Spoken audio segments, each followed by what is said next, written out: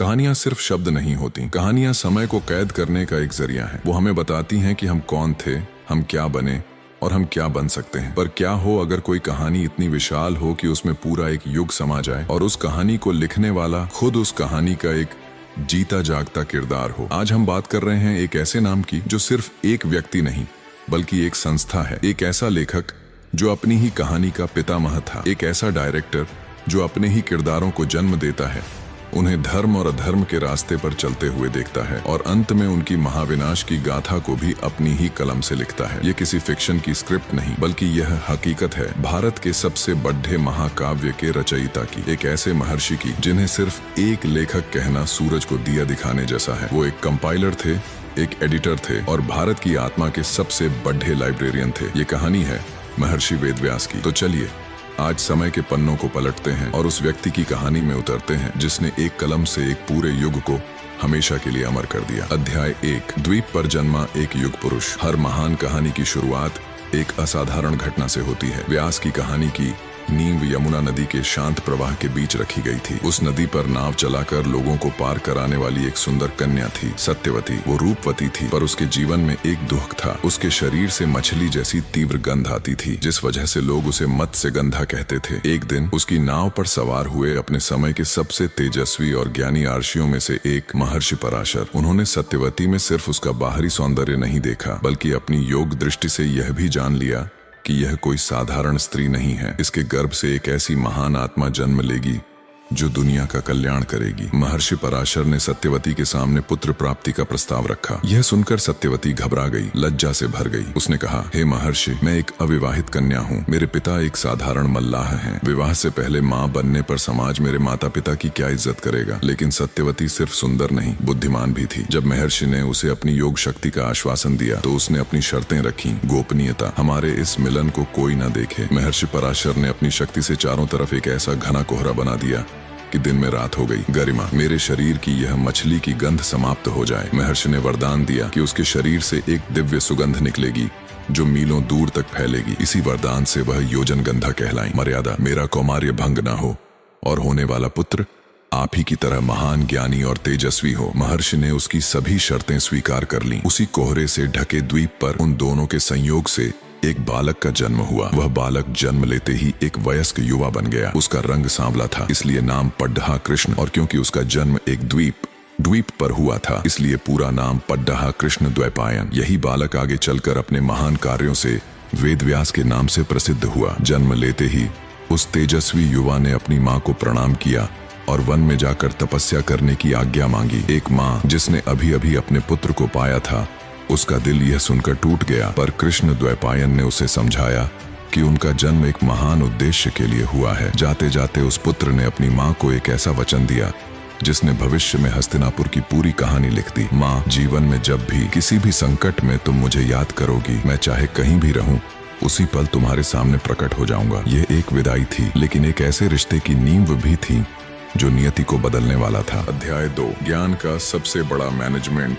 कृष्ण द्वैपायन हिमालय की कंदराओं में ज्ञान और तप की असीम गहराइयों में उतर गए। उन्होंने अपनी दिव्य दृष्टि से समय के प्रवाह को देखा। उन्होंने देखा कि जैसे जैसे सत्य युग से त्रेता और द्वापर युग बीत रहा है, इंसानों की आयु, उनकी स्मरण शक्ति और धर्म को धारण करने की क्षमता कम होती जा रही है। उन्होंने आने वाले कलयुग के अंधकार को महसूस किया, जहाँ इंसान और भी कमजोर हो जाएगा। उस समय ज्ञान का एक ही अथाह भंडार था, वेद। यह इतना विशाल और जटिल था कि आने वाली पीढ़ियों के लिए इसे पूरा समझना और याद रखना लगभग नामुमकिन था। व्यास को चिंता हुई कि अगर ऐसा ही रहा तो यह अनमोल ज्ञान समय के साथ लुप्त हो जाएगा। तब उन्होंने एक ऐसा काम किया जो आज हजारों साल बाद भी नॉलेज मैनेजमेंट का सबसे बड़ा और सफल उदाहरण माना जाता है। उन्होंने उसे एक विशाल वेद राशि को 4 अलग अलग भागों में विभाजित किया, जैसे एक विशाल लाइब्रेरी को 4 अलग अलग सेक्शन में बांट दिया जाता है। Rigveda, the book of hymns, इसमें देवताओं की स्तुति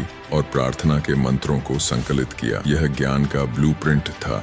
Yajurveda, the book of rituals, इसमें यज्ञ और अनुष्ठानों को करने की विधियों और गद्यात्मक मंत्रों को रखा। यह ज्ञान का यूजर मैनुअल था। Samaveda, the book of chants, इसमें उन मंत्रों को रखा गया जिन्हें संगीत और लय के साथ गाया जाता था। यह ज्ञान का साउंड ट्रैक था। Atharvaveda, the book of spells science. इसमें औषधि, आयुर्वेद, तंत्र, समाज के नियम और दैनिक जीवन से जुड़ी समस्याओं के समाधान को संकलित किया। यह जीवन जीने की कला का वेद था। एक वेद को 4 भागों में व्यवस्थित करने यानी व्यास करने के कारण ही कृष्ण द्वैपायन वेद व्यास कहलाए। पर उनका काम यहीं खत्म नहीं हुआ। इस ज्ञान को आगे बढ़ाने के लिए उन्होंने गुरु शिष्य परंपरा की एक मजबूत श्रृंखला बनाई। उन्होंने अपने 4 शिष्यों पैल, वैशंपायन, जैमिनी और सुमंतु को एक एक वेद का ज्ञान दिया और उन्हें इसे आगे बढ़ाने का आदेश दिया। इसके बाद भी उनके करुणामय हृदय ने सोचा कि वेदों की जटिल भाषा और दर्शन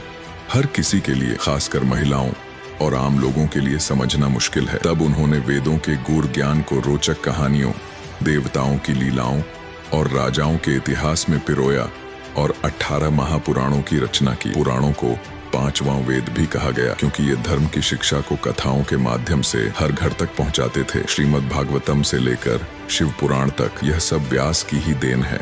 अध्याय 3। जब इतिहास को लिखना पड़ा, ज्ञान को सहेजने के बाद भी व्यास का मन अशांत था। एक तरफ वो मानवता के लिए ज्ञान को व्यवस्थित कर रहे थे, तो दूसरी तरफ उनका अपना ही वंश, कुरुवंश, पतन की ओर बढ़ रहा था। जब हस्तिनापुर के राजा विचित्रवीर्य की निसंतान मृत्यु हो गई तो वंश पर संकट आ गया। तब उनकी मां सत्यवती ने उन्हें अपना वचन याद दिलाया। व्यास, जो एक तपस्वी थे, अपनी मां की आज्ञा और कुल धर्म निभाने के लिए हस्तिनापुर आए। उन्होंने नियोग की प्राचीन प्रथा से रानियों को पुत्र दिए, लेकिन रानियों के भय के कारण जो पुत्र हुए वो पूर्ण रूप से स्वस्थ नहीं थे। अंबिका ने डर से आंखें बंद कर लीं तो धृतराष्ट्र अंधे जन्मे, अंबालिका भय से पीली पड़े डियच गई तो पांडु कमजोर जन्मे। पर जब एक दासी बिना किसी भय के श्रद्धा से उनके पास गई तो परम ज्ञानी विदुर का जन्म हुआ। व्यास ने वंश को विनाश से तो बचा लिया, पर वो अपनी दिव्य दृष्टि से देख सकते थे कि यह तो बस शुरुआत है। वो देख रहे थे कि कैसे कौरवों और पांडवों के बीच ईर्ष्या, द्वेष और अहंकार का जहर फैल रहा है। वह अपनी आंखों से एक ऐसे भयानक महायुद्ध को आते हुए देख सकते थे जैसा पृथ्वी ने पहले कभी नहीं देखा था। उन्हें लगा कि इस सत्य को,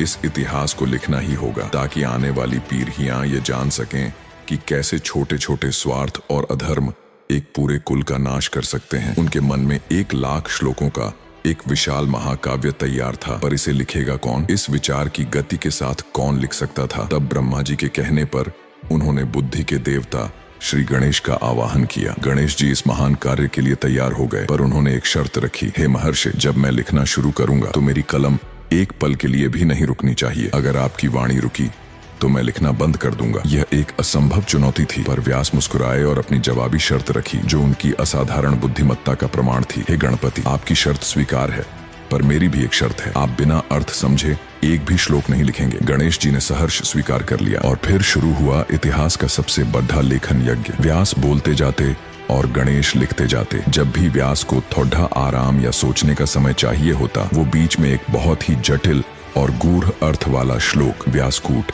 बोल देते। बुद्धि के देवता गणेश जी जब तक उसका अर्थ समझकर उसे लिखते, तब तक व्यास को अपने मन में हजारों नए श्लोक रचने का पर्याप्त समय मिल जाता। ये सिर्फ एक लेखन नहीं था, ये ज्ञान और बुद्धि का एक अद्भुत संवाद था, और इसी संवाद से जन्म हुआ उस ग्रंथ का जिसे दुनिया महाभारत के नाम से जानती है। अध्याय 4। लेखक जब अपनी ही कहानी का पात्र बना। महाभारत की सबसे अनोखी बात यह है कि इसका लेखक सिर्फ एक तटस्थ कहानीकार नहीं है। व्यास इस महाकाव्य के एक मूक दर्शक भी हैं और एक सक्रिय पात्र भी। सोचिए, उस डायरेक्टर का दर्द जो अपनी ही फिल्म के सेट पर खड़ढा हो और अपने ही बनाए किरदारों को एक दूसरे का खून बहाते हुए देख रहा हो और चाहकर भी कुछ बदल ना पा रहा हो। एक मार्गदर्शक के रूप में उन्होंने बार बार अंधे धृतराष्ट्र को उनके पुत्र मोह के भयानक परिणामों के बारे में चेताया, पर धृतराष्ट्र ने उनकी एक न सुनी। एक भविष्य दृष्टा के रूप में जब युद्ध निश्चित हो गया तो उन्होंने धृतराष्ट्र के सारथी संजय को दिव्य दृष्टि दी ताकि वह महल में बैठे बैठे ही युद्ध का लाइव टेलीकास्ट देख सके और सुना सके। एक पितामह के रूप में उन्होंने युद्ध के बाद शोक में डूबे धृतराष्ट्र और गांधारी को सांत्वना देने के लिए अपनी योग शक्ति से एक रात के लिए सभी मृत योद्धाओं को जीवित कर दिया ताकि परिवार वाले उनसे मिलकर अपना दुख हल्का कर सकें। लेकिन एक लेखक के रूप में उनकी सबसे बड़ी पीड़ा का क्षण तब आया जब युद्ध समाप्त हो चुका था। कुरुक्षेत्र की भूमि लाशों से पटी थी। अपने 100 पुत्रों को खो चुकी गांधारी का क्रोध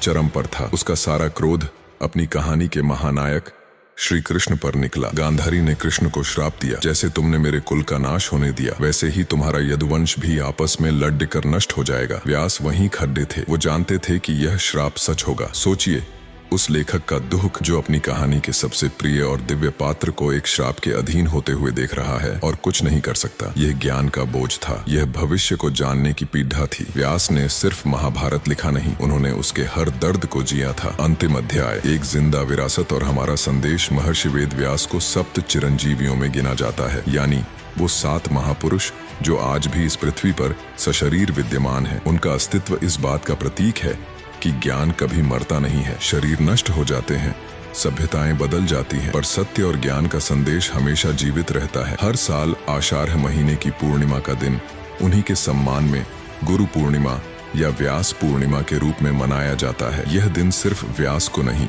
बल्कि हर उस गुरु को समर्पित है जो ज्ञान का प्रकाश फैलाता है। व्यास तो गुरुओं के भी गुरु, आदि गुरु माने जाते हैं। उनकी कहानी और उनका जीवन हमें कुछ बहुत गहरे संदेश देते हैं। ज्ञान का सम्मान, ज्ञान को सिर्फ हासिल करना नहीं बल्कि उसे सहेजना, व्यवस्थित करना और आने वाली पीढ़ियों तक पहुंचाना सबसे बड़ा धर्म है। कर्तव्य पालन, वह एक तपस्वी होकर भी अपनी माँ की आज्ञा और कुल के कर्तव्य को निभाने के लिए संसार में लौटे। ये सिखाता है कि पलायन नहीं बल्कि अपनी जिम्मेदारियों को निभाना ही असली वैराग्य है। संतुलन, उन्होंने ज्ञान, कर्म और भक्ति तीनों मार्गों को महत्व दिया जो जीवन में संतुलन की प्रेरणा देता है। महर्षि वेद व्यास ने हमें सिखाया कि हर व्यक्ति के अंदर अपने जीवन का इतिहास लिखने की क्षमता है। उन्होंने अपनी कलम से धर्म की कहानी लिखी। सवाल यह है कि हम अपने कर्मों की कलम से अपने जीवन की कैसी कहानी लिख रहे हैं। तो अगली बार जब आप गीता का कोई श्लोक पढ़ें या पुराण की कोई कहानी सुने तो एक पल रुककर उस महान आत्मा को याद जरूर कीजिएगा जिसने हजारों साल पहले ज्ञान की एक ऐसी मशाल जलाई थी जिसकी रोशनी आज भी हमारा मार्गदर्शन कर रही है।